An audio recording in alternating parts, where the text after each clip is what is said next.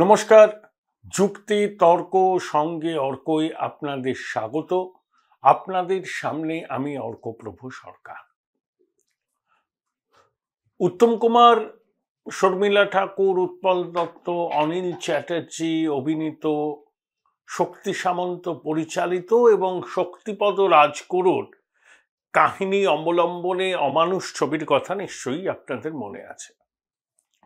50 বছর হতে চলল। তাৎপর্যপূর্ণভাবে অমানুষের শুটিং হয়েছিল সন্দেশখালির 2 নম্বর ব্লকে টানা 3 সপ্তাহ ধরে। উত্তম কুমার পিডব্লিউডির একটা বাংলো, ওখানেই থাকতেন। উত্তম কুমার অভিনীত অমানুষ ছবিটির সঙ্গে আজকের যে অমানুষের কথা আমরা শুনতে পাচ্ছি তাদের বিস্তর ফারাক। এরা সত্যিই অমানুষ। শিবু হাজরা, উত্তম সর্দার, শেখ শাহজাহান, এরা উত্তম অভিনীত অমানুষ ছবির নায়কের মতো নন। এরা হচ্ছেন প্রকৃত অর্থে অমানুষ।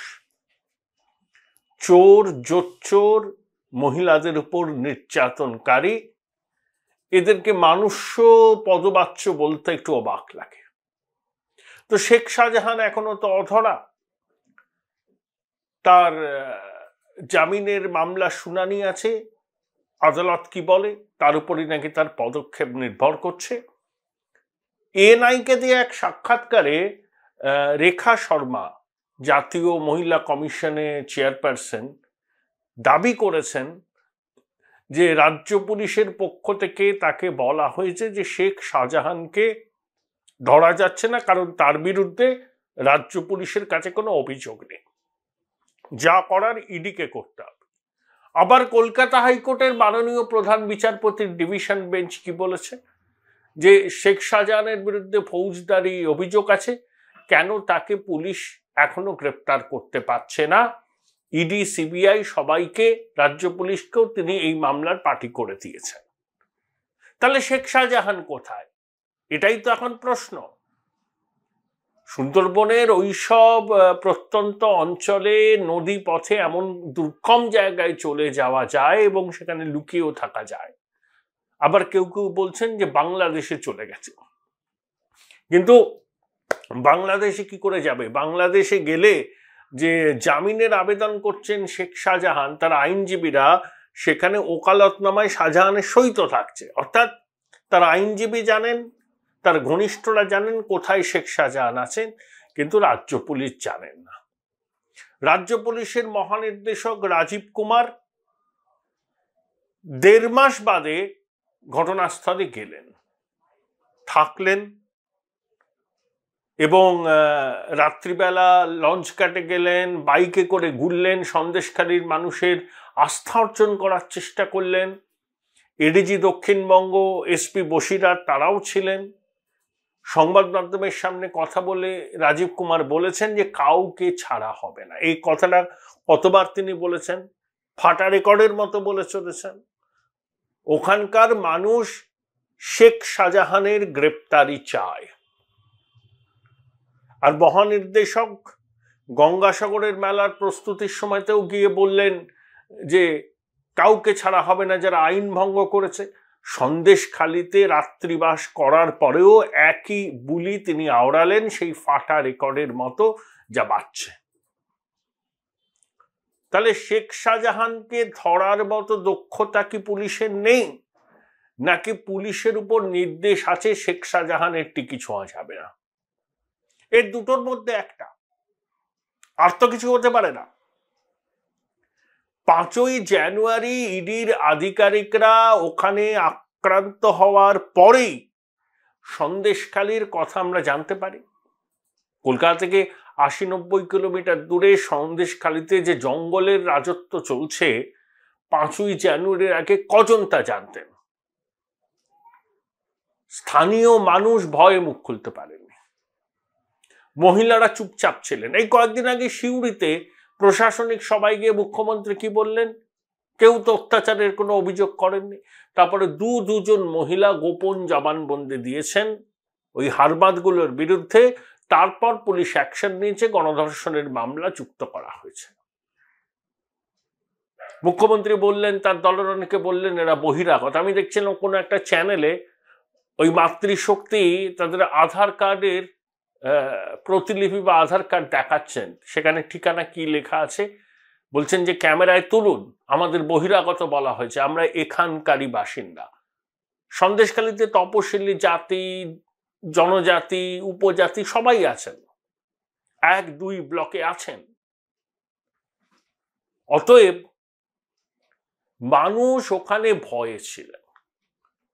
দেখুন, অনেক কাগজে তো রিপোর্ট বেরোচ্ছে সন্দেশখালী নিয়ে। একটা জিনিস কিন্তু সবাইকে লক্ষ্য রাখছেন মনে হয়, যে ওখান থেকে প্রচুর মানুষ বিভিন্ন রাজ্যে পরিযায়ী শ্রমিক হিসাবে কাজ করতে গেছে। আমি একজনের বক্তব্য পড়ছিলাম টেলিগ্রাফে, তাতে বলছেন যে ভদ্রলোক আগে জমি ছিল 1.5 বিঘা, চাষ করতেন। এই শিবু আজরার লোকজন সেই জমি দখল করেছে, ভেরি বানিয়েছে নোনা জল ঢুকিয়ে, কিন্তু টাকা দেয় না। তিনি বাধ্য হয়ে একটা ছোট চায়ের দোকান করেছেন। বাড়িতে তার এক পঙ্গু ছেলে, তার স্ত্রী আর তার 2 ছেলে বাইরে আছেন পরিযায়ী শ্রমিক হিসাবে। তিনি বলছেন, যেভাবে আমাদের জমি দখল করা হয়েছে, সচ্ছলতা না থাকতে পারে, কিন্তু ওই চাষ করে 4 বেলা পেট পুড়ে খাওয়া কোনো সমস্যা হতো না, কোনো রকমে চলে যেত। কিন্তু একটা চায়ের দোকান করে সংসার চালানোই রীতিমতো অসম্ভব হয়ে দাঁড়িয়েছে। এটা বাস্তব পরিস্থিতি। ওখান থেকে বহু মানুষ পরিযায়ী শ্রমিক হিসাবে চলে গেছেন। তাহলে মানুষের ক্ষোভটা কোন পর্যায়ে ছিল? সেই ক্ষোভটার বিস্ফোরণ ঘটল।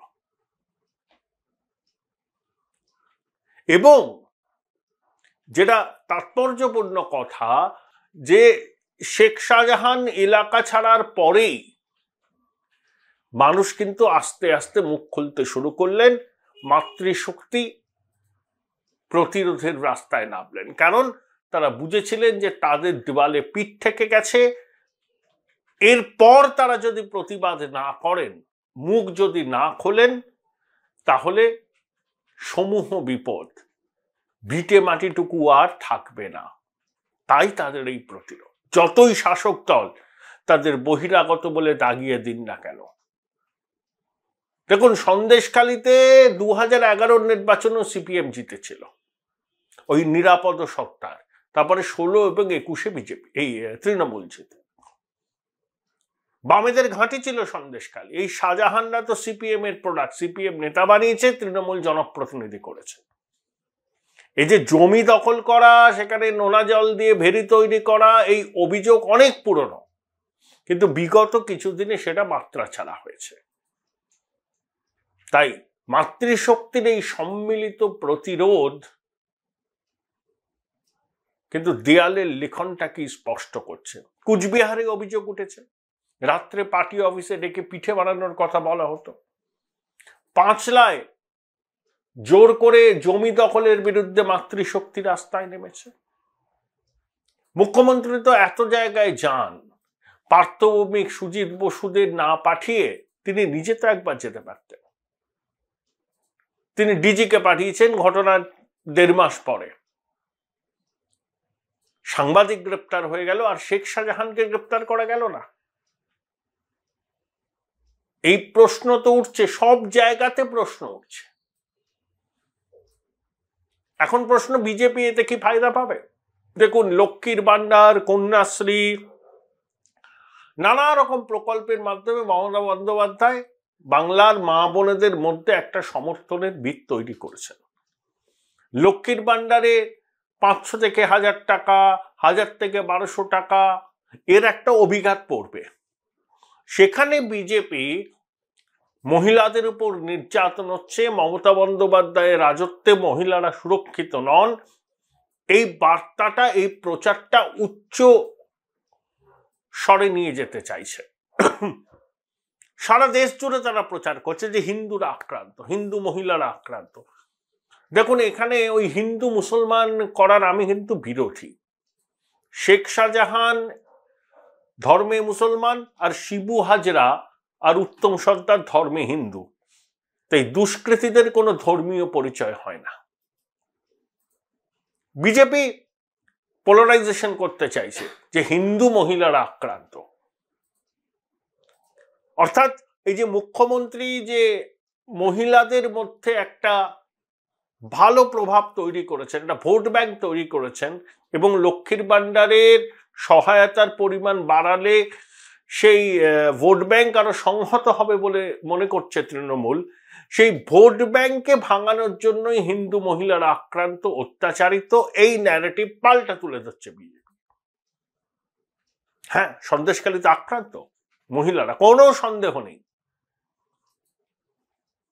দুষ্কৃতিগুলোর নাম আপনারা সবাই জানেন এবং এরা শাসক দলের মদতপুষ্ট। তাই লক্ষ্মীর ভান্ডারের অভিঘাতকে ভোঁতা করতে মমতা বন্দ্যোপাধ্যায়ের রাজত্বে মহিলাদের সম্মান সম্ভ্রম কিছু নেই, তারা আক্রান্ত হচ্ছেন শাসক দলের গুন্ডাদের দ্বারা। এই ন্যারেটিভ বিজেপি পাল্টা তৈরি করছে যাতে মহিলাদের মধ্যে একটা স্পষ্ট বিভাজন তৈরি করা যায়। মানে যারা এতদিন মমতা বন্দ্যোপাধ্যায়কে ভোট দিয়েছিলেন তারাও যেন দুবার ভাবেন যে ঠিক আছে, লক্ষ্মীর ভান্ডার পাচ্ছি, কিন্তু আমাদের সহনাগরিকদের মান সম্মান ইজ্জত নিয়ে টানাটানি করছে তৃণমূলের গুন্ডারা। তাই আর নয় মমতা, বলতেই পারেন, অনেকে ভাবতেই পারেন। এই ন্যারেটিভটা বিজেপি তৈরি করছে। কতটা তারা সফল হবে সেটা ভবিষ্যৎ বলবে, কিন্তু একটা বিষয়ে তারা সফল, সন্দেশকালের ঘটনাটাকে তারা সারা ভারতবর্ষে ছড়িয়ে দিতে পেরেছেন এবং জাতীয় সংবাদ মাধ্যমের নজরে পড়েছে। পুরো ঘটনা নিয়ে কথা বলেছিলাম বিশিষ্ট রাজনৈতিক বিশ্লেষক অমিতাভ দত্তর সঙ্গে। সন্দেশখালী কি বামফ্রন্টের নন্দীগ্রাম হতে চলেছে? একটা সম্ভাবনা রয়েছে। কেন মনে হচ্ছে আপনার? দেখুন, সরকার বামফ্রন্টের সময় যা ঘটনা ঘটেছে তার থেকে আরো ভয়াবহ ঘটনা ঘটেছে এটা। এই জন্য আমি বলছি যে বামফ্রন্ট তো তার একটা এজেন্ডা এসে কাজ করেছে, সে জমি নেবে, সিঙ্গুর হোক বা নন্দীগ্রাম হোক। সিঙ্গুরে ছিল একটা ব্যাপার, নন্দীগ্রামে আরেকটা ব্যাপার। এখানে ছিল কারখানা টাটার, ওখানে ছিল ওই কেমিক্যাল হাব ইত্যাদি।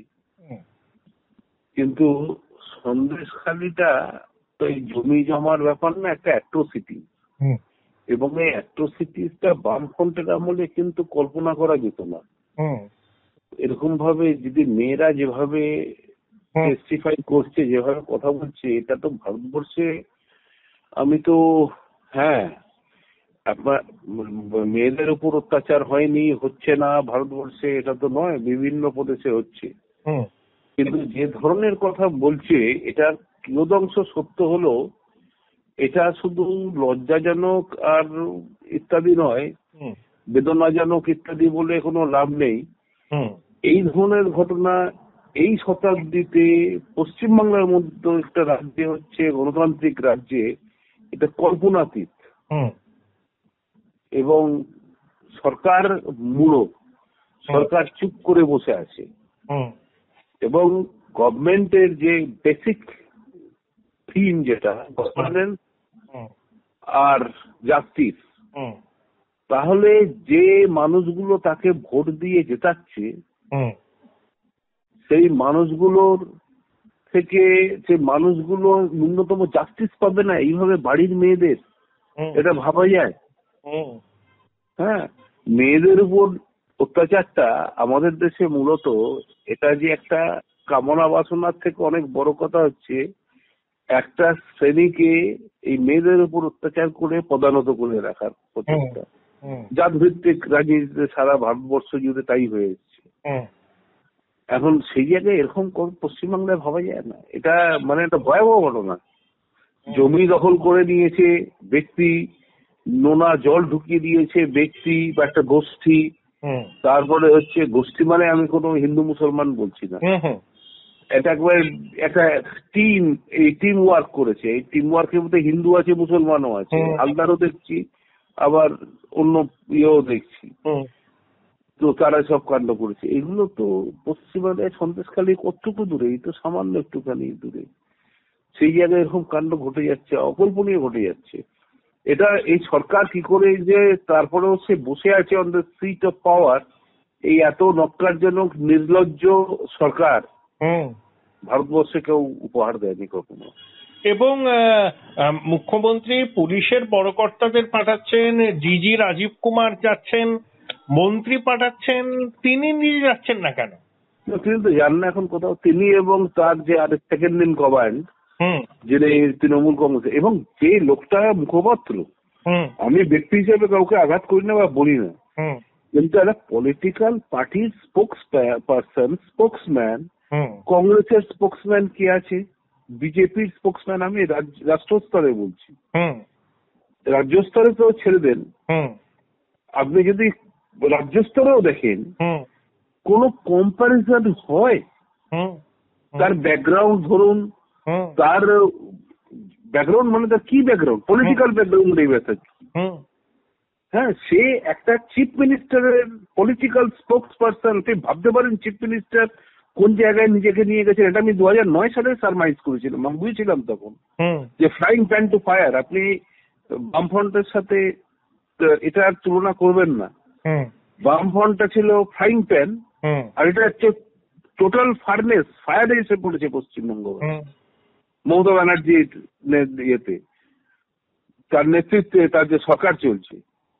মানে এই রকম, মানে এত ওয়ার্স্ট গভর্নমেন্ট ভারতবর্ষ তো দেখেনি। এগুলোকে তো ভবিষ্যৎ ইতিহাস কখনো উগান্ডা টুগান্ডার সাথে কম্পেয়ার করতে পারে, ইদি আমিন টামিনের সাথে কম্পেয়ার করতে পারে।